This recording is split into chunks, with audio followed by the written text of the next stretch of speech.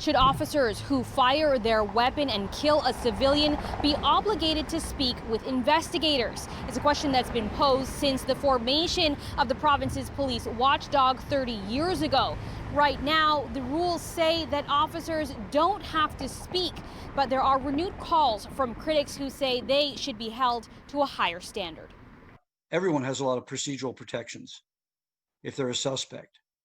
And the police are no different than anyone else in regard to that. When the Special Investigations Unit probes cases of violent incidents involving police, like anyone else, officers have the right to remain silent.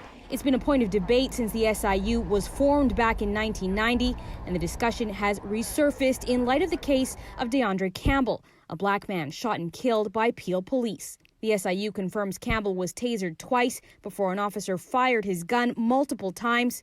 Campbell pronounced dead on scene. 2 months later, that officer still hasn't given a statement, and he doesn't have to. That does not stop the SIU investigation. They are still going to conduct their investigation. They'll still speak to all the witness officers, any witnesses to that event, and they will still complete their case whether that officer chooses to speak at that time or not. And then if criminal charges are laid, then that will take it down another avenue. But some critics say police should not get the same treatment as civilians suspected of a crime. I think the main difference is we provide the police with extra powers that civilians don't have, A. B, we provide them with guns, which civilians don't have. And so with that, I think should come increased accountability.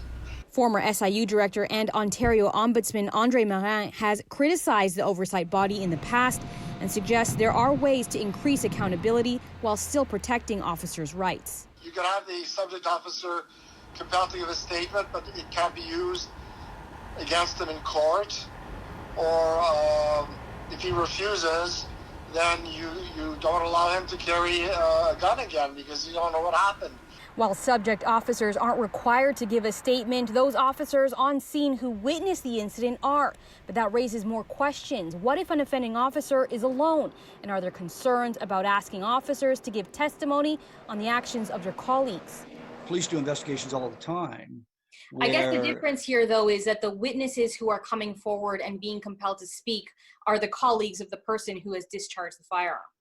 Well, not always. I mean, there's often civilians, and in the ideal circumstance, and it's one of the reasons I'm a big fan of body-worn cameras, there's independent evidence. You know, I mean, going back to the Forcillo case, what really drove that case was the video imagery on the TTC streetcar. Historically, the SIU has cleared officers in about 90% of its cases. And Peel police tell us their officers typically remain on active duty while investigations are ongoing because they haven't yet been found guilty.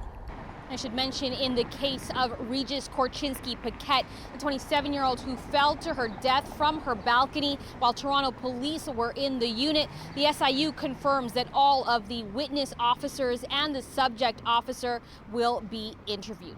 Janelle Amasa, City News.